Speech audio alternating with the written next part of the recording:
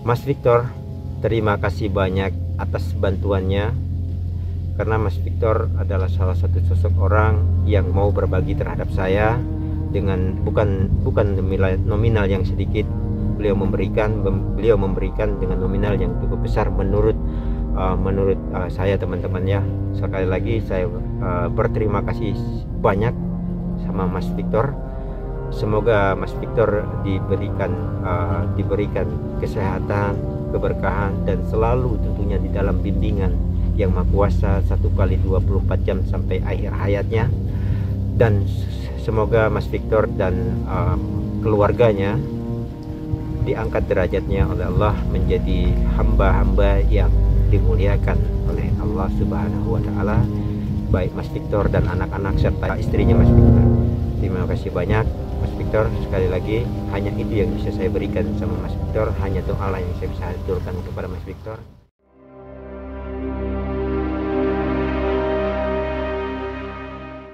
Assalamualaikum warahmatullahi wabarakatuh. Salam rahayu, salam sehat selalu untuk sahabat-sahabatku semua dimanapun kalian berada, dari Sabang sampai Merauke, dari Miangas sampai Pulau Rote.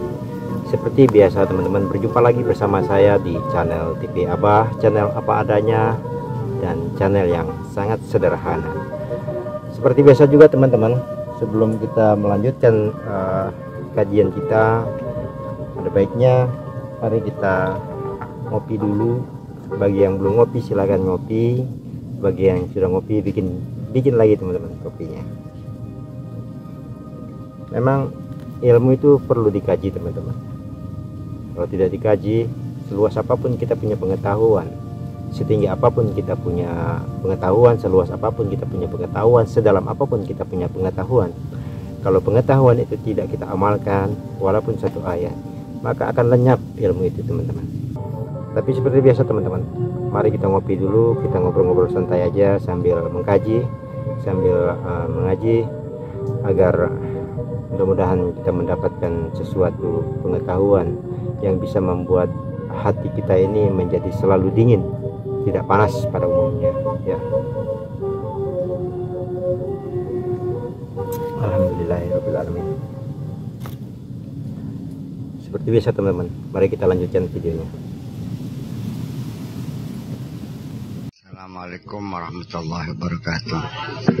Bismillahirrahmanirrahim. La haula wala quwwata illa billah. Asyhadu an la ilaha illallah wa asyhadu anna Muhammadar Rasulullah. Allahumma shalli ala sayyidina Muhammadin wa ala alihi wa sahabatihi ajma'in, amma ba'd. Wa huwa alladhi ashara ilaihi Ibnu Farid biqaulihi wa qamat bihal asya'u thumma li hikmatin, itu kan. Wa qultu wa mimma mannallahu alayya al-minan bimana al-fadl, di antara yang Allah karuniakan kepada saya, bisuhbati ahlil ma'ani, dengan bisa bersahabat, bergaul dengan orang-orang yang ahlul ma'ani, orang-orang yang ahli makna, bukan ahli lafal tapi ahli makna. Yang maksudnya pada tokoh spiritual. Salah satu anugerah Allah kepada saya, yaitu karena saya diberi kesempatan bisa bergaul dengan orang-orang yang sudah kenal dengan Allah. Potong dulu teman-teman. Tadi beliau berkata bahwasanya beliau diberikan kesempatan berkumpul dengan orang-orang yang sudah mengerti dengan ahli makna. Nah, di situ sebenarnya kalau bahasa secara umum yang saya tangkap ya teman-teman, bahwasanya beliau ini dulu pernah bertemu satu sosok seorang, atau pernah berguru dengan satu sosok seorang waliullah, sehingga beliau terbuka mata basirahnya, dan sehingga beliau mungkin diberikan sesuatu kunci-kunci tertentu, di mana kunci-kunci tertentu itu disitulah terbukanya pandangan seseorang, pemikiran seseorang, hatinya seseorang, sehingga beliau bisa mencapai satu titik kesempurnaan di dalam ketauhidannya atau di dalam pengetahuan tentang ketuhanannya, teman-teman. Karena itu tidak gampang untuk bertemu satu sosok seorang wali saja itu sangat sulit, karena pernah ada di video beliau yang pernah saya dengar bahwasanya lebih sulit bertemu dengan seorang walinya Allah daripada bertemu seorang nabi, teman-teman. Nah, itu artinya memang sosok seorang walinya Tuhan itu memang disembunyikan oleh Tuhan sendiri. Bukan mereka bersembunyi, mereka sih tidak bisa apa-apa, tapi mereka disembunyikan oleh Tuhan. Dan barang siapa nanti yang memang sudah beruntung, maka akan bertemulah. Nah, keberuntungan orang-orang yang bertemu dengan Tuhan itu tentunya kembali kepada niat seseorang itu sendiri, kekuatan seseorang itu, keteguhan seseorang itu, pendalaman seseorang itu, keseriusan seseorang itu, kefokusan seseorang itu terhadap perjalanan dia ingin benar-benar menuju satu titik kebenaran, pengetahuan, ataupun hausnya dia dalam satu pengetahuan tentang ketuhanan.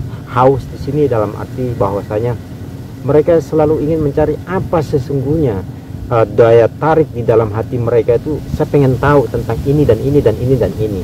Sebenarnya menurut hemat saya pribadi itu tuh bukan hal yang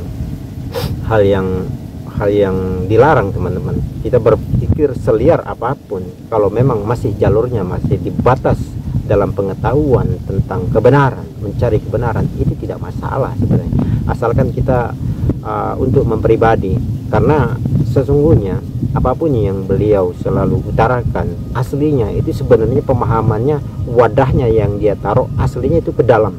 Jadi posisi yang beliau katakan dalam setiap ceramah-ceramah beliau itu sesungguhnya posisinya ke dalam, sebenarnya ditariknya ke dalam.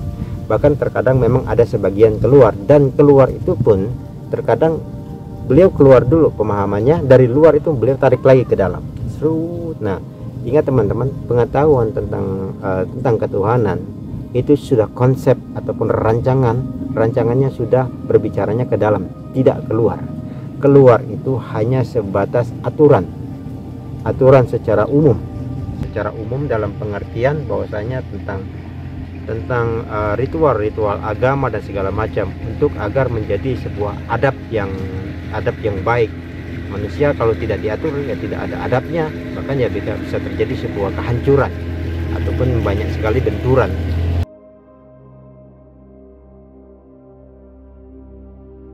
Anni idza nazartu ilal kauni bi'aini basirati, bahwa ketika saya melihat alam semesta ini dengan mata basirah saya, min arsyihi ila farsyihi, dari mulai tempat yang tertinggi sampai tempat yang terendah, dari aras sampai ke faras, zaba wa talasha, luntur dan lenyap, walam yabqa lahu atharun, sehingga tidak ada tersisa sedikit pun, hilang semuanya. Potong sebentar, teman-teman. Hilang semuanya, lenyap semuanya. Ini kan bahasanya sangat sederhana untuk kita dengarkan. Kalau bahasanya itu sereset tuh hanya sebentar, sekilas. Tapi menurut hemat saya, yang saya tangkap bahwasanya hilang semuanya, lenyap semuanya, itu kan butuh satu pengetahuan sebenarnya. Lenyapnya itu seperti apa, hilangnya itu seperti apa, secara detailnya, teman-teman. Secara detailnya, satu akurasi informasinya itu seperti apa gambarannya. Lenyap semuanya, hilang semuanya, hancur semuanya. Itu kan butuh satu penjabaran secara detail, teman-teman. Kenapa saya seperti ini, teman-teman ya? Karena menurut hemat saya, kenapa saya punya pemikiran seperti ini? Karena menurut hemat saya bahwasanya dalam satu pengetahuan tentang apapun sesungguhnya itu butuhlah satu akurasi yang sangat tepat, teman-teman. Tidak bisa kita cuma sekedar menangkap barang sesuatu itu hanya kata-kata dan tidak kita kaji ulang. Butuh satu pengkajian ulang, dan kita harus kuliti bahasa-bahasa itu sampai betul-betul telanjang. Makanya disitulah kita, mudah-mudahan kita bisa menjadi satu pribadi, sosok-sosok pribadi yang mudah-mudahan diberikan kecerdasan oleh Tuhan, teman-teman. Kita lanjutkan. Kalau aku kalau ketika aku melihat alam dengan mata basirahku, ya nggak ada yang nampak, hilang semuanya. Yang kelihatan hanya Allah saja. Saya potong dulu ya lagi teman-teman. Kalau aku melihat dengan mata basirahku, maka hilang semuanya. Nah, mata basirahnya itu ya, itu kan juga kan kita butuh satu pengetahuan tentang kedetilan seperti apa mata basirahnya teman-teman. Bahwasanya pada saat beliau berkata, pada saat aku melihat dengan mata basirahku, maka hilang semuanya. Ya, artinya menurut hemat saya teman-temannya, pada saat beliau sudah masuk ke satu titik, di mana satu titik itu adalah yang maha kuasa di dalam warna-warni kehidupan di luar diri dan warna-warni kehidupan di dalam diri, beliau lakukan sebuah penyatuan atau menggulung semua warna-warni itu masuk ke dalam, menggiring seluruh warna-warni kehidupan itu masuk ke dalam satu titik, yaitu kepada yang maha kuasa itu sendiri teman-teman. Sehingga pada saat antara di luar dan di dalam, ataupun di dalam dan di luar, pada saat sudah terfokus kepada satu titik, maka di situ hilang dan lenyaplah semuanya.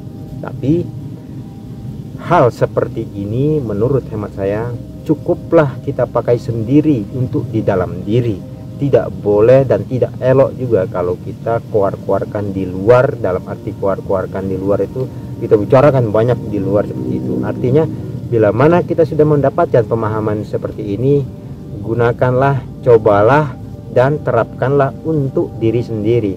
Kenapa seperti itu? Yang dikhawatirkan bahwasanya manusia itu berbeda-beda. Ada yang SD, ada yang SMP, ada yang SMA, ada yang kuliah. Nah, tinggal bagaimana kita menempatkan wadahnya pada tempat-tempatnya masing-masing. Kita lanjut teman-teman. Wallahu dzul fadlil azim. Mana anugerah. Su'ila Sayyidi Ahmad bin Yusuf Al-Malyani an Zatil Haqqi Ta'ala. Ahmad bin Yusuf Al-Malyani ditanya tentang Zatullah. Apakah Zatullah itu ma'nawiyah ataukah hissiyah? Hiya hissiyatun. Zatullah adalah hissiyah, bukan ma'nawiyah. Real, ada. Secara fisikly ada. La tudraku, tapi enggak bisa ditangkap. Qala Sayyidi Abdullah Al-Habti, wa hadha mimma yadullu ala tahqiqi ma'rifatihi. Ini menunjukkan bahwa beliau itu betul-betul mengerti. Orang yang betul-betul paham bahwa Zatullah adalah hissiyah la tudraku, adalah physically ada, tetapi enggak bakal mampu kita menangkapnya. Qultu Zatul Haqqi Ta'ala mawjudatun latifatun. Potong dulu teman-teman, karena bahasa beliau ini di ceramah kali ini sepintas mempunyai makna yang cukup dalam, Jadi saya potong-potong dulu karena saya menangkap sesuatu itu, bahwasanya Zatullah itu sesungguhnya maha nampak, maha nyata, tapi tidak bisa dilihat. Ini kan bikin bingung sebenarnya kalau kita tidak memahaminya. Bikin bingungnya ya, dia nyata tapi dia tidak bisa terlihat. Nah, itu kan berarti ada pengecualian di situ. Nah, disinilah letaknya pengecualian menurut saya teman-teman, di mana pengecualian itu dia nyata tapi tidak nampak. Bukankah semua yang dohiriyah itu tidak selalu kelihatan teman-teman? Karena hal-hal seperti ini sangat dalam menurut hemat saya. Seperti kita menyelami sebuah lautan dan kita butuh oksigen yang banyak. Kalau kita tidak butuh oksigen yang banyak, maka kita akan ya mati di tengah jalan. Mati di tengah jalan itu adalah mati rasa, hilang kesadarannya, sehingga kita akan menjadi sosok yang mungkin bisa marah, bisa menyesatkan orang, mengkafirkan orang. Ya, menurut hemat saya, kenapa terlalu sering orang itu mengkafirkan orang, memurtadkan orang, bahkan bisa menyesatkan orang. Nah, biasanya orang-orang seperti itu biasanya teman-teman, mereka tidak mampu menyelami lebih dalam seperti oksigen, mereka sudah kehabisan oksigen. Itu menurut hemat saya. Karena kenapa pada saat mereka gampang mengkafirkan, gampang menyesatkan, gampang memurtadkan orang? Karena mereka itu sesungguhnya memang belum menyatu dengan alam. Kalau mereka menyatu dengan alam, boro-boro mereka mau sibuk memikirkan, menilai orang. Mereka untuk mengkoreksi diri mereka sendiri saja itu butuh waktu, bahkan sampai ajal menjemput, teman-teman. Kita ini untuk membersihkan diri kita sendiri pun, disibukkan oleh diri sendiri pun, itu pun sampai ajal menjemput pun belum tentu kelar. Wallahu a'lam bishawab. Apalagi kalau kita mau menilai orang di luar sana, apalagi yang kita nilai itu dengan sesuatu keburukan. Itulah nyatanya di situ bahwasanya penyatuan seseorang terhadap alam kehidupan dan kepada apa namanya, ilmu pengetahuan. Disitulah terlihatnya seseorang, penyatuan dari bagaimana cara dia melakukan sebuah penyatuan di dalam kehidupan ini, baik dengan alam dan seisinya. Karena menurut hemat saya, ilmu tentang ketuhanan tidak akan pernah bisa orang mencapai kepada satu titik kematangan dalam pengetahuan atau kesempurnaan pengetahuan tentang ketuhanan kalau mereka tidak melakukan satu cara, yaitu adalah penyatuan diri. Tanpa melewati penyatuan diri, mereka pasti banyak sekali akan menyesatkan orang, memurtadkan orang, bahkan mengkafirkan orang. Kita lanjutkan, teman-teman. Zatullah itu ada sangat halus, sangat lembut. La tudrikuhal absar, yang tidak bisa ditangkap oleh pandangan mata. Wala tukayyifuhal uqul, dan tidak bisa diadaptasikan oleh pikiran. Tidak dapat ditangkap oleh pandangan mata dan tidak bisa ditangkap oleh pikiran. Sebentar lagi, teman-teman. Zatullah itu tidak bisa ditangkap oleh mata secara lahiriah, ya, maksud beliau secara lahiriah tidak bisa ditangkap oleh mata dan tidak bisa diadaptasikan. Karena hal tentang bicara tentang zatullah, artinya kembali lagi yang pernah saya bilang, teman-teman, yang dari video-video sebelumnya, bahwasanya ini tentunya sudah menyangkut kepada satu keaslian dan penyatuan. Tak satupun orang yang mampu bisa melihat zatullah yang sesungguhnya di dalam keasliannya, maksudnya kalau mereka tidak pernah melewati yang namanya tentang penyatuan diri. Sedangkan sesungguhnya seseorang yang ciri daripada seseorang yang sudah menyatu di dalam kehidupan tentang ketuhanan, satu cirinya mereka tidak pernah sibuk terhadap orang lain. Mereka selalu menyibukkan dengan dirinya sendiri. Bahkan teman-teman, ada orang yang pengen kenal kepada Tuhan pun, pengen tahu pun, mereka belum tentu mau memberitahu, karena bisa saja mereka cemburu terhadap Tuhannya. Itu terkadang, teman-teman, seperti itu. Kita lanjut. Muttasifatun bisifatil ma'ani wal ma'nawiyah. Allah mempunyai sifat ma'ani dan sifat ma'nawiyah. Walau kanat sifatul ma'ani atau ma'na, kalau kanat sifatan atau ma'nan, kalau seandainya kebenaran Allah itu hanya bersifat, hanya sekedar sifat dan makna saja, kama yaz'amu nasara, seperti yang diduga oleh Nasrani, lam tattasif bisifatil ma'ani lal ma'nawiyah, maka pasti tidak bersifat dengan sifat ma'ani dan sifat ma'nawiyah. Li'anna sifat wal ma'na, karena sifat dan makna itu la yaqumu binafsihi, tidak berdiri sendiri. Wala budda ayyakuma biqarihi, dia mesti keberadaannya itu tergantung kepada yang lainnya. Suatu adjektif itu jelas kalau adjektif itu tidak bisa didefinisikan walau bagaimanapun. Ini suatu kaidah umum ilmu logika bahwa adjektif itu tidak bisa didefinisikan. Seperti warna merah, apakah merah itu yang nggak bisa didefinisikan? Mengapa? Karena merah sendiri itu bisa dibuat berbeda tak terhingga. Dari yang merah lamat-lamat sampai yang merah blek. Di antara kedua ekstrim, merah yang paling terendah sampai merah yang paling tertinggi, itu bisa miliaran warna. Merah 1 kilo dikasih 1 digit warna putih sampai 1000 digit, itu tidak akan ada sama. Paham nggak? Bibir merah, bungkus rokok gudang garam merah, mata merah, pita merah, sarung merah, baju merah, nggak ada yang sama warna merah. Sehingga tidak mungkin sifat itu, adjektif itu didefinisikan. Paling-paling hanya birrasem atau bil isyarah, dengan secara demonstratif. Apa sih warna merah tuh? Seperti ini. Tetapi tidak menampilkan merah itu sendiri, hanya sebagai contoh saja. Bungkus rokok gudang garam seperti merah, seperti ini nih, warna merah. Kayak bibirnya pacar gue tuh merah, iya. Itu. Jadi, dan juga sifat itu tidak bisa berdiri sendiri. Merah, apanya merah? Kita tidak bisa menangkap merah itu sebagai sifat. Tentunya tergantung kepada adanya mausufnya. Cerdas, apa cerdas itu? Ya apanya yang cerdas? Cerdas itu bukan sesuatu yang wujud, yang ada, tetapi dia tergantung kepada mausufnya. Orang cerdas, anjing cerdas, kiai cerdas, nah itu. Tapi kalau cerdasnya, ya sangat abstrak sekali. Seperti bilangan 1 sampai 10, 100, 1000, 1.000.000, 1.000.000.000 sampai tak terhingga.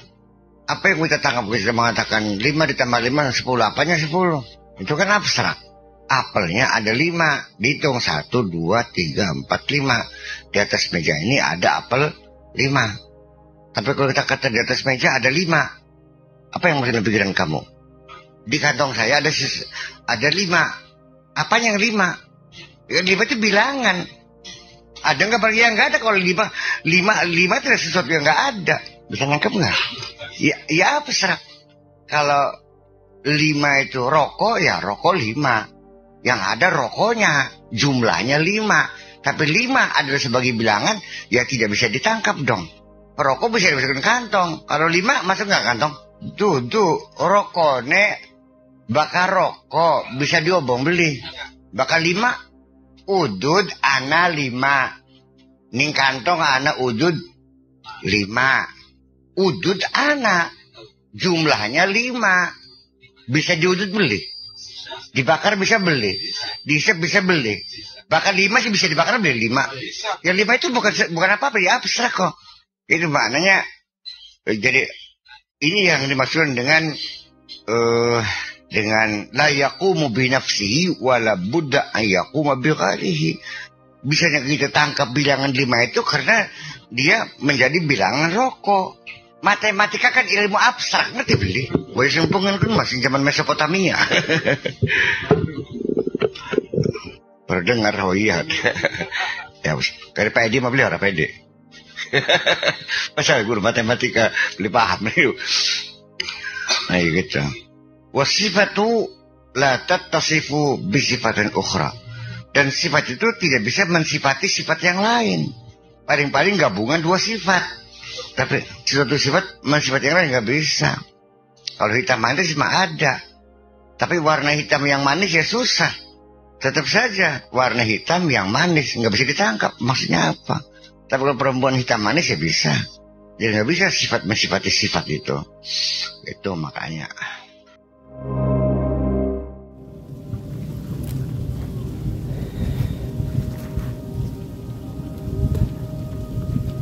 Agak sedikit rumit ya teman-teman. Agak sedikit rumit, sedikit sulit memahaminya menurut hemat saya. Kenapa bisa seperti itu teman-teman? Sedikit rumit, sedikit sulit. Karena memang tadi saya katakan, kalau memang kita tidak mempersiapkan diri dengan hati nurani yang benar-benar kosong, ini sangat sulit. Tapi saya coba untuk menyimpulkan atau menyederhanakan. Saya coba ya teman-teman, saya coba menyederhanakan dari bahasa Buya tadi. Saya coba ya, mudah-mudahan saya bisa, mudah-mudahan saya bisa. Ini gelas teman-teman ya. Ini gelas. Tentunya pada saat saya menyuruh seseorang tolong dong ambilkan gelas, pasti mereka akan ambilkan gelas. Tapi pada saat gelas ini saya sudah isi dengan air kopi, nah yang terjadi saya pasti tidak akan menyuruh untuk ambilkan gelas, tapi tolong dong ambilkan kopi. Nah, tolong ambilkan kopi. Lalu gelasnya di mana? Gelasnya di mana? Tapi ada. Tolong dong ambilkan kopi. Oke, ambil kopi.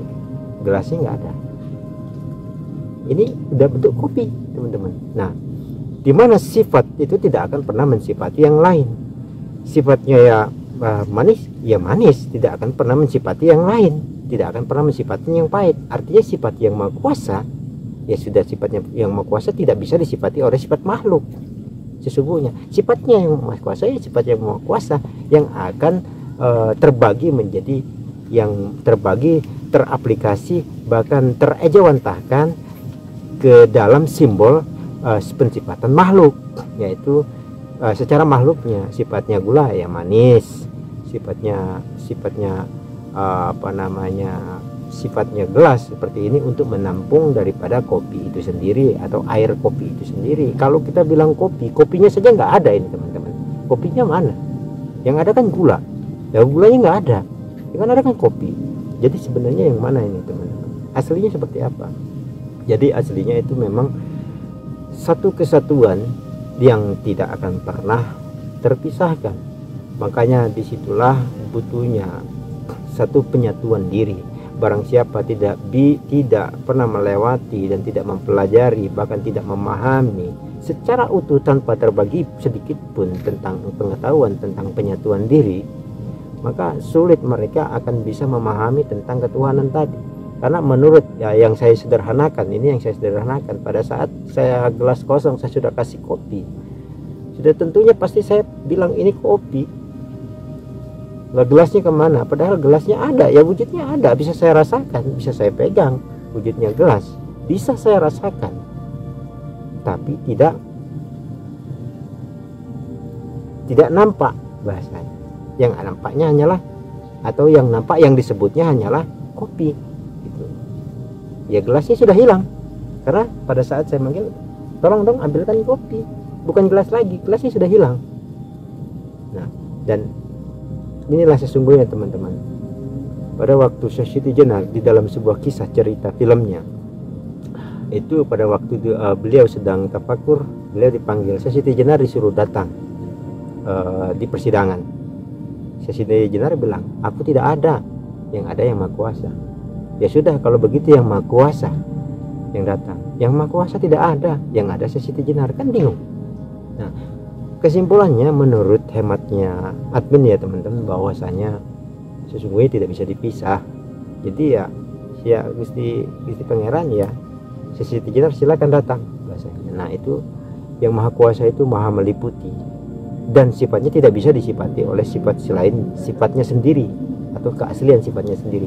Disitulah pentingnya kita mencari ilmu pengetahuan yang aslinya, yang sesungguhnya teman-teman, agar kita tidak terjebak di dalam warna-warni kehidupan. Pada saat kita belajar tentang keagamaan, kita tidak terjebak oleh arus kehidupan itu sendiri. Kita mengalir dalam setiap aliran arus kehidupan, tapi kita jangan sampai terbawa oleh arus kehidupan, tapi kita mengalir. Kurang lebih seperti itu teman-teman. Cuman hanya saja bahasa pemikiran saya sendiri pun, tapi ini pemikiran saya, disclaimer ya teman-teman, ini pemikiran liar saya sendiri, sahabat-sahabat, pemikiran liar saya sendiri, bahwasanya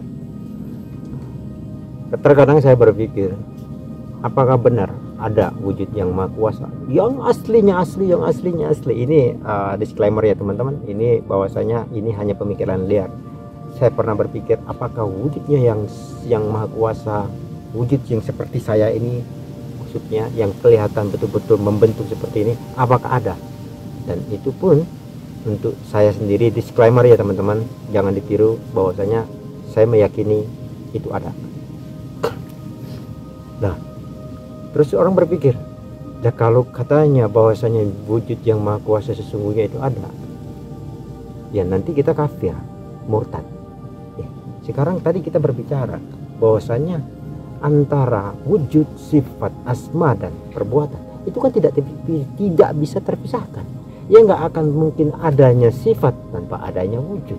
Ya nggak mungkin adanya asma tanpa adanya wujud. Ya nggak mungkin adanya perbuatan tanpa adanya wujud. Nah, lalu apakah benar yang Maha Kuasa itu ada berwujud? Saya pribadi disclaimer, kembali lagi teman, disclaimer, ada menurut teman saya. Tapi wujudnya yang Maha Kuasa tidak bisa disamakan oleh segala sesuatu.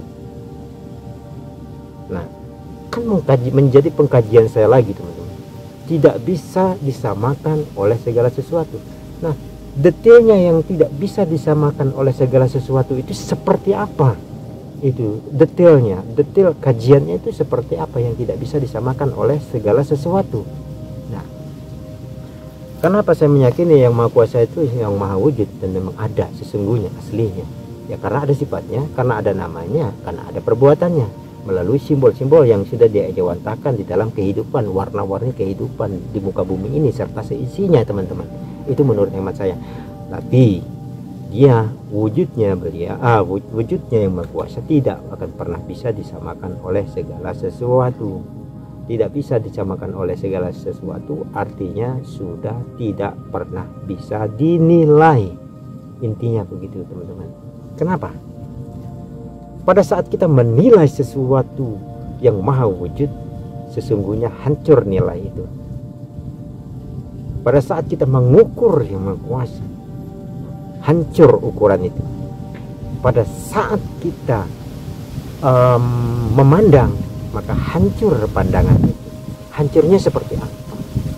Hancurnya itu, atau hilangnya itu, atau kita nilai itu, dia selalu berubah, tidak seperti pada saat yang kita nilai dari awal. Pada saat kita menilai, contoh lagi saya simpelkan menurut hemat saya teman-teman, tapi ini disclaimer ya teman-teman, hanya pemikiran liar saya saja. Contohnya, pada saat saya melihat seandainya kita berandai-andai sajalah, wajar saja teman-teman ya, boleh-boleh saja saya berpikir liar. Seandainya saya berhadapan dengan yang Maha Kuasa kelak, di hadapan yang Maha Kuasa, hancurnya nilai itu, hancurnya pandangan itu, hancurnya pengetahuan saya itu, salah satu contoh mungkin ya, sedikit contoh yang agak sulit sebenarnya. Contohnya itu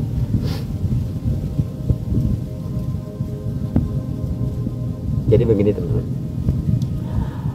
seandainya saya melihat sesuatu wujud yang cantik, saya lihat, tahu-tahu dia berubah jadi ganteng. Di dalam nilai, pada saat kita menilai itu kecantikan, langsung bergeser menjadi sebuah ketampanan. Pada saat kita memandang itu tampan, dia berubah menjadi kecantikan. Nah, disitulah yang dikatakan dia tidak akan pernah bisa disamakan oleh segala sesuatu. Itu menurut hemat saya teman-teman. Mudah-mudahan ada manfaatnya. Bila ada salah kata dan perbuatan, bahkan ucapan saya memohon maaf, karena saya hanyalah manusia biasa teman-teman. Saya mohon maaf lahir dan batin, karena saya tidak pernah mengajak teman-teman, menyuruh mengajak teman-teman, dan saya tidak pernah mengajak teman-teman, tapi hanya sekedar opini saya berbagi. Mudah-mudahan ada manfaatnya, mudah-mudahan ada hikmahnya untuk bisa saling berbagi tentang pengetahuan. Dan kita semua juga berharap bahwasanya masyarakat Indonesia bisa cermat, bisa cerdas dalam menjalani ajaran-ajaran agama, apapun agamanya, siapapun orangnya. Dan untuk untuk Mas Victor, terima kasih banyak atas bantuannya, karena Mas Victor adalah salah satu sosok orang yang mau berbagi terhadap saya dengan bukan nominal yang sedikit. Beliau memberikan dengan nominal yang cukup besar menurut saya teman-teman ya. Sekali lagi saya berterima kasih banyak sama Mas Victor. Semoga Mas Victor diberikan kesehatan, keberkahan, dan selalu tentunya di dalam bimbingan yang Maha Kuasa 1x24 jam sampai akhir hayatnya. Dan semoga Mas Victor dan keluarganya diangkat derajatnya oleh Allah menjadi hamba-hamba yang dimuliakan oleh Allah Subhanahu wa Ta'ala, baik Mas Victor dan anak-anak serta istrinya Mas Victor. Terima kasih banyak Mas Victor. Sekali lagi, hanya itu yang bisa saya berikan sama Mas Victor, hanya doa yang saya bisa haturkan kepada Mas Victor. Saya pamit teman-teman, undur diri. Assalamualaikum warahmatullahi wabarakatuh.